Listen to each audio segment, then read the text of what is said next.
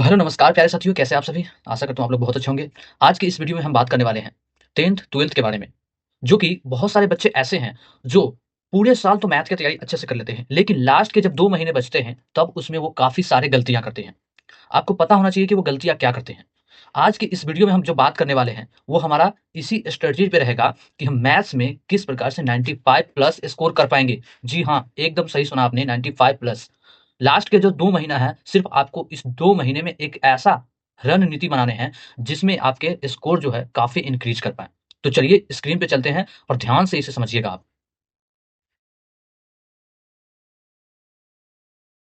ध्यान देना, सबसे पहले हम बात करने वाले हैं इसमें कि इसमें कौन-कौन से बच्चे इसमें शामिल हो सकते हैं, ओके?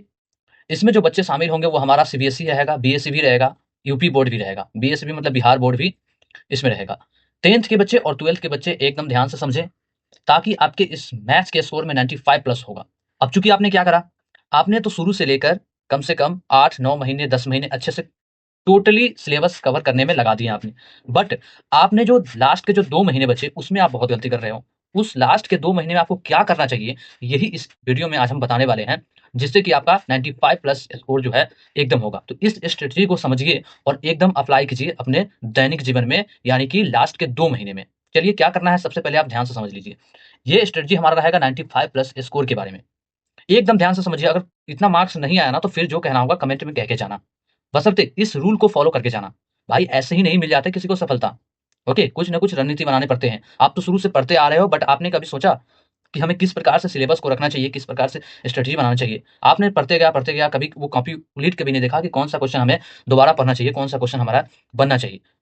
तो चलिए इसी वीडियो में हम आज यही टॉपिक पे बात करने वाले हैं, बने रहिए इस वीडियो में। देखना हम क्या करेंगे, 2 मंथ का इसमें हम 2 मंथ किस प्रकार से पढ़ना है, उन सभी स्ट्रैटेजी को हम इसमें हम समझेंगे। सबसे पहले ये बात समझ लीजिए कि 2 मंथ्स मैथ्स स्कोर बूस्टर, इसमें सच में बूस्ट होगा अगर आप इस सभी टॉपिक को बारीकली समझते हैं तो। चाहे वो 10th क्लास हो, 12th क्लास हो। मैं तो कहता हूँ किसी भी कॉम्पिटिशन के बच्चे अगर इसे अच्छे से समझ लेते हैं, तो 110% आपके स्कोर बूस्ट होगा। सबसे पहले देखना है दोस्तों कि आप किस लेवल पे हो। सबसे पहले अगर मान लीजिए आपका सभी सिलेबस टोटली कंप्लीट हो चुका है, तो आपको करना क्या है, लास्ट के 2 मंथ आपके रह गए हैं, ज़्यादा टाइम भी नहीं है आपके पास। तो अभी से ही सँभल जाओ कि करना क्या है आपको, ठीक? ऐसे ही 95% आप नहीं ले आओगे, ओके? तो चलो करना क्या है, सबसे पहले हम समझते हैं इसको, और अगर ये अप्लाई कर लेते हैं, तो मैं गारंटी देता हूँ 110% आपका मार्क्स जो है बूस्ट करेगा। 108%, चाहे वो 10th क्लास हो, 12th क्लास हो, किसी भी क्लास के बच्चे हो, लास्ट के ये 2 महीने अपना लो कि किस प्रकार से आपको काम करना है इस पे, तो 110% आपका मार्क्स बढ़ेगा। चलिए आइए बात करते हैं। वीक 1 से लेके 2 तक बेसिक स्ट्रॉन्ग्स करना है। पहले वीक से लेके और दूसरे वीक तक हमें ओनली 1 बेसिक ही स्ट्रॉन्ग करना है। स्ट्रॉन्ग होगा कैसे? इसमें आप क्या-क्या चीज़ का इस्तेमाल कर सकते हैं? Formula, copy and revise. आप जब भी मैथ्स पढ़ते हैं तो किसी न किसी फ़ॉर्मूले को देखे होंगे। हर एक चैप्टर में आपको कोई न कोई फ़ॉर्मूला मिल ही जाता है। उन सभी फ़ॉर्मूले को आप एक नोट्स बनाकर एक अलग कॉपी बना लो। अगर बना रखे हो तो बहुत अच्छी बात है, करना क्या है आप ये समझ लो। फ़ॉर्मूला कॉपी को डेली रिवाइज़ करना है। उसके बाद एनसीईआरटी बोर्ड के लिए ईज़ी क्वेश्चन्स का कहने का मतलब ये हुआ कि 2 नंबर 3 नंबर में जो क्वेश्चन्स आते हैं, उसको आपको डेली करने हैं। हर दिन 30 मिनट रिवीजन करना ही करना है। ऐसा नहीं कि मतलब आप कोई डिसिप्लिन नहीं है। डिसिप्लिन आप में 110% होना चाहिए, तभी जाके 110% मार्क्स भी आएगा। ये भी नहीं आ जाते हैं। तो डिसिप्लिन ही नहीं रहेगा तो फिर कैसे होगा बताओ आप ही? इसलिए हर दिन आपको 30 मिनट रिवीजन करना ही होगा। ओके? उसके बाद जब ये 1 और 2 हफ्ते हमारा समाप्त हो जाएँगे, तो तीसरे और चौथे हफ्ते में हम क्या करने वाले हैं, ये समझना। इस तीसरे और चौथे हफ्ते के अंदर में वीक में algebra, trigonometry basics, mensuration, geometry and previous years paper जो ईज़ी है, उस लेवल को हमें तैयारी करना है। अब इसमें होगा क्या दोस्तों, देखो, बहुत सारे बच्चे ऐसे गलती करते हैं कि कोई भी अलजेब्रा का मैथ्स आ गया, तो उसे सोल्व तो कर लेते हैं, बस बशर्ते इसमें अलजेब्रा में समझ नहीं पाते हैं कि माइनस, प्लस, इंटू में क्या होगा, डिवाइड में क्या होगा, ये सभी समझ नहीं पाते हैं और इसी में छोटे-छोटे गलतियाँ ये कर देते हैं, जिसकी वजह से उनका मार्क्स जो है बहुत कटता है। और ये गलती आप बिल्कुल भी ना करो। आपको करना क्या है, तीसरे और चौथे वीक में आपको अलजेब्रा को ठीक करना है, ट्रिग्नोमेट्री बेसिक्स को देख लेना है, मेंसुरेशन में जितने भी आते हैं, जियोमेट्री में देखना है। उसके बाद करना क्या है, आपको प्रीवियस ईयर्स पेपर ईज़ी वाले जो हो गए, जैसे कि स्टैंडर्ड हो गया, बेसिक होगा, आपको पहले तो बेसिक ले लेना है, ओके? बेसिक लेवल का, मीडियम लेवल का क्वेश्चन्स लेने हैं। उसे डेली आपको रिवाइज़ करने हैं। उसके बाद जब हम 5वें और 6वें वीक में जाएँगे, तब हमें एग्ज़ाम स्टाइल प्रॉब्लम्स को सोल्व करना है। अब चूँकि ये हम नहीं सोल्व कर पाएँगे तो बहुत ही दिक्कत होने वाला है। अब इसमें हमें करना क्या होगा, ये सबसे पहले ध्यान से समझ लीजिए। PYQ plus sample papers. अब ये PYQ है क्या? प्रीवियस ईयर्स क्वेश्चंस है। आप देखे होंगे जितने भी आपका कम से कम, मैं तो कहता हूँ अगर प्रीवियस ईयर्स पेपर आपको रेडी करना है तो कम से कम 2015 से लेकर अभी तक सभी पेपर को आप सोल्व कर लो, बहुत फायदेमंद रहोगे। सच बता रहा हूँ 2000, अगर ये 10 साल के पेपर अगर अच्छे से आप कवर कर लेते हैं इन कुछ दिनों में, तो सच में आपका काफ़ी अच्छा स्कोर जाएगा।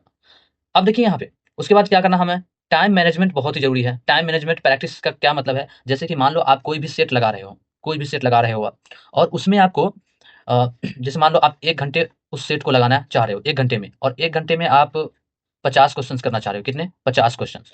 अब आपको ये देखना है कि 1 घंटे में 50 क्वेश्चंस आप सोल्व कर पा रहे हो या नहीं। आपको ये भी ध्यान रखना चाहिए कि आप जिस क्वेश्चन का प्रैक्टिस कर रहे हो, वो क्या 1 मार्क्स का है, क्या ऑब्जेक्टिव क्वेश्चन है, या फिर क्या सब्जेक्टिव क्वेश्चन है, या 2 मार्क्स का है, 3 मार्क्स का। इसका भी ध्यान रखना चाहिए आपको। और 1 घंटे में आप देख पाओ कि आप इस 50 क्वेश्चन में, अगर मान लो ये 50 क्वेश्चन 2 नंबर का है, अगर 100 मार्क्स का है ये टोटल, तो आपको ये देखना चाहिए कि 1 घंटा में आप कितने मार्क्स स्कोर कर पा रहे हो, और ये बहुत ही ज़रूरी है। ओके? उसके बाद क्या करना चाहिए आपको, वीक चैप्टर्स को, वीक मतलब जितने भी आपको कमज़ोर चैप्टर है, जो भी कमज़ोर आपको लग रहा है कि नहीं ये हमसे हुआ नहीं अभी तक कवर, उसको फिर से रिवाइज़ करना है। अब चूँकि वो रिवाइज़ नहीं करोगे तो बहुत दिक्कत होने वाला है, ठीक है? तो वीक चैप्टर को आपको फिर से रिवाइज़ करना है। उसके बाद क्या करना है, चलिए आगे पेज पे। उसके बाद क्या करना है, ये ध्यान से समझिएगा, बहुत ही इंपॉर्टेंट चीज़ है ये। डेली हैबिट बनाइए आप और 110% मार्क्स पाइए। सिर्फ़ 1 घंटा का रूल, 1 घंटा का रूल ही आपको इस 95% के प्रोग्रेस पर ले जाएगा। और 100% मैं बोल रहा हूँ, अगर आप ये रूल फ़ॉलो कर लेते हैं, तो कोई सा भी क्वेश्चन्स हो, आप बहुत ही अच्छा टाइम मैनेजमेंट के साथ बहुत ही अच्छा स्कोर कर पाओगे। ओके? तो करना क्या है आपको, सबसे पहले समझते हैं। सबसे पहले आपको करना क्या है, 20 मिनट फ़ॉर्मूलाज़ को देखना। जितने भी आप फ़ॉर्मूले आपने नोट्स बनाया होगा, उन सभी फ़ॉर्मूला को, चाहे वो किसी भी चैप्टर से हो, मैं तो कहता हूँ शुरू से देखना, जब भी देखना तो चैप्टर फर्स्ट से लेकर डेली 20 मिनट ओनली 1 फ़ॉर्मूला पे हमें देखना है। उसके बाद उसके बाद 20 मिनट, इस 1 घंटा का रूल बता रहा हूँ मैं, 20 मिनट में आपको 6 से 8 बेसिक क्वेश्चंस करने हैं। टाइम के अकॉर्डिंग आपको चलना है, टाइम के अकॉर्डिंग 6 से 8 क्वेश्चंस आपको बेसिक्स करने हैं। उसके बाद इस 20 मिनट में 2 टफ क्वेश्चंस को प्रैक्टिस करना है, जो हमारा प्रीवियस ईयर्स पेपर में, यानी कि पिछले बार पूछा गया हो क्वेश्चंस। ये प्रीवियस ईयर्स पेपर अगर आपको लेना चाहते हैं आप, कि कौन-सा बुक अच्छा रहेगा, तो आप कमेंट में ज़रूर बताना, मैं आपको ज़रूर सजेस्ट करूँगा कि कौन-सा बुक सही रहेगा। ओके? उसके बाद है 3 गोल्डन टिप्स, ये बहुत ध्यान से समझना। फ़ॉर्मूला नोटबुक बनाओ, जैसा कि मैंने कहा था। फ़ॉर्मूला नोटबुक आप डेली 5 मिनट उसको रीडिंग करना, पढ़ना है 100%। और इसमें होगा क्या फ़ायदा? इसमें मैक्सिमम मार्क्स आपके इसी से उठा पाओगे आप। ओके? उसके बाद एवरी संडे, प्रत्येक संडे को, प्रत्येक रविवार को टेस्ट डे है।